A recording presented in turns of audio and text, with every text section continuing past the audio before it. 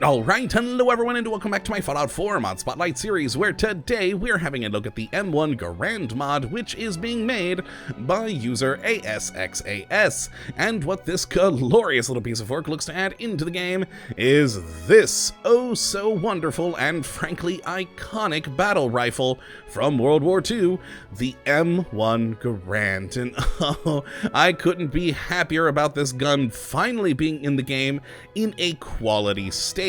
Now, there have actually been a whole load of different people making M1 Garand mods for this game, but frankly, I really haven't cared much for the quality of a lot of them, especially considering the stature of such a weapon. I mean, this is, as I already said, an iconic weapon. It is the iconic weapon of World War II in many Americans' minds, and so, frankly, the quality of the mods we've had so far for this gun have been lacking.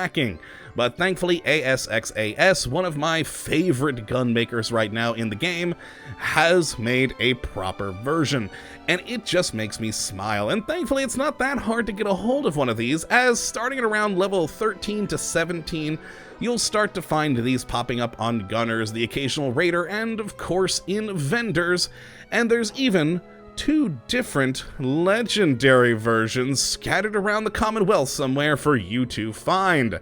And I won't spoil those, but they are pretty impressive. Go find them, enjoy them, and love them. But yes, when you do find yourself one of these, you're gonna find the standard M1 Garand most likely, potentially with a bayonet. It's kind of actually odd. The M1 Garand starts popping on Gunners at about 17, but the M1 Garand bayonet spawns on Gunners and Raiders at level 13? Seems odd to me, but you know what, I'm not gonna complain. They spawn, that makes me happy.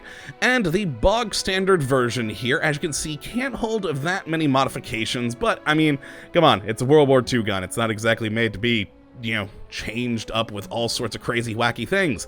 And it will do a pretty fair amount of damage at 45. It uses 308 rounds, a firing rate of 37, range of 203, accuracy of 66, and a weight which is pretty hefty at 18.4.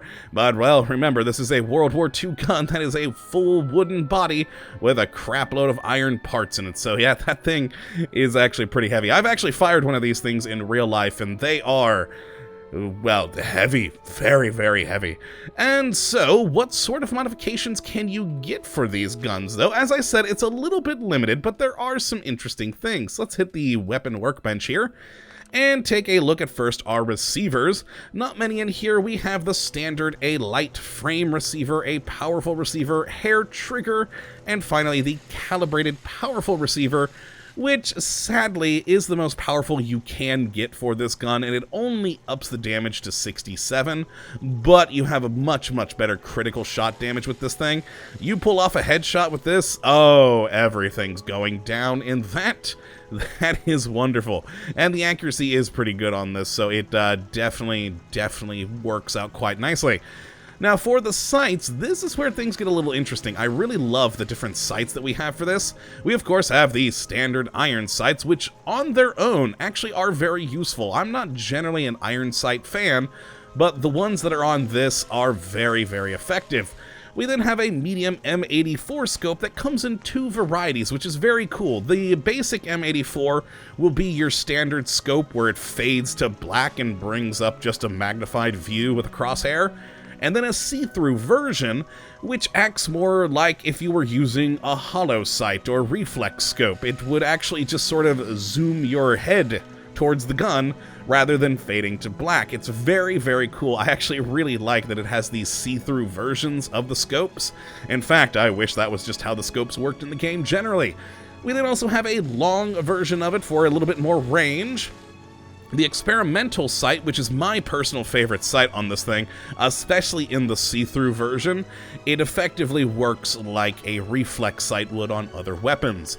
And then we have an experimental sight plus, which adds in more accuracy and zooms in a bit further.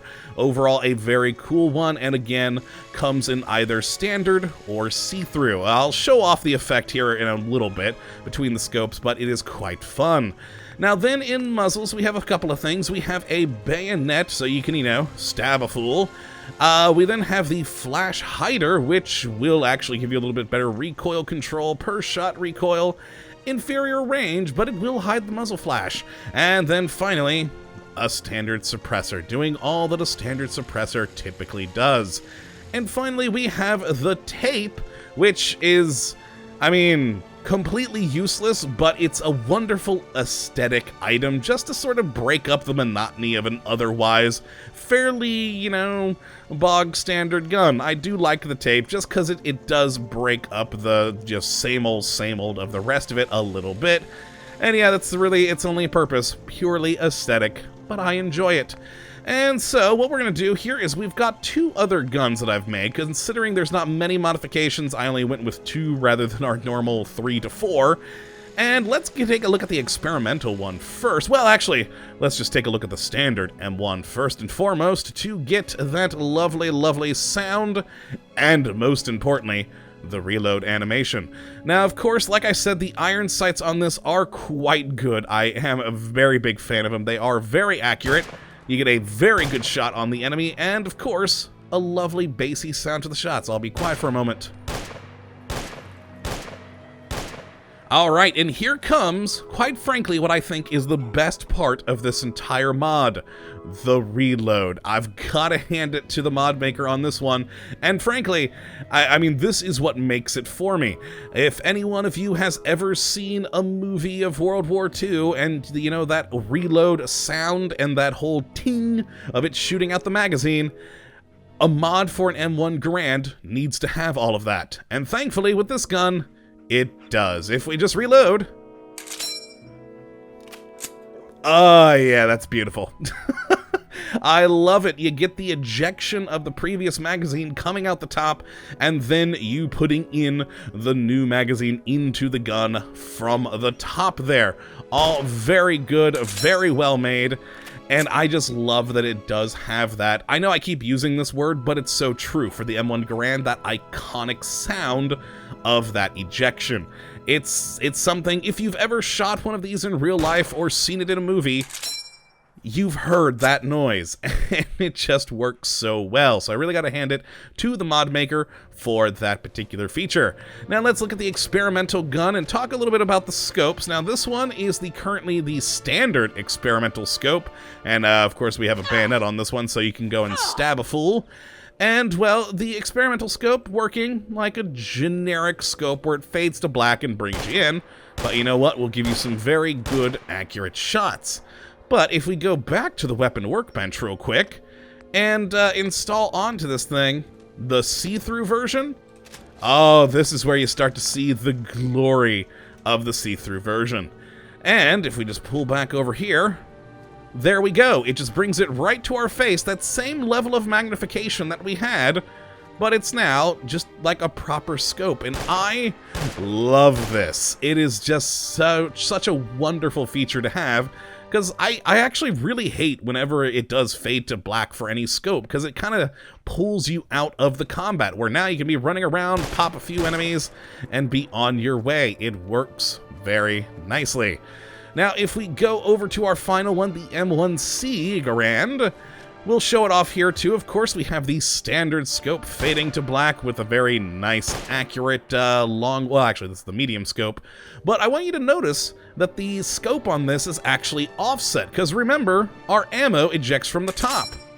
And the scope is actually offset to the side, so that the magazine can properly come out with, you know, out bumping into the scope. And that is wonderful. I really love that attention to detail.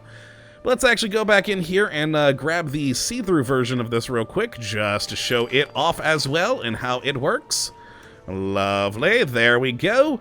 And pull it out, and there we go. It just brings us right to where the scope is, and you'll look through. Again, not having to fade to black, not having to worry about being taken out of the action. I really do love it. So let's, of course, go to our typical mongrel over here that sadly has to die every episode we use a weapon. And even some episodes where we don't have a weapon. And take him down. You know what? No sneak shot. Let's just go for, boom! Headshot, killed him, one go. There we are, without having to sneak. Alright, I do love this gun. It is very impressive indeed. And frankly, it's probably going to be one of my favorite modded weapons for some time. And that says a lot considering how many really cool guns we have looked at in this series.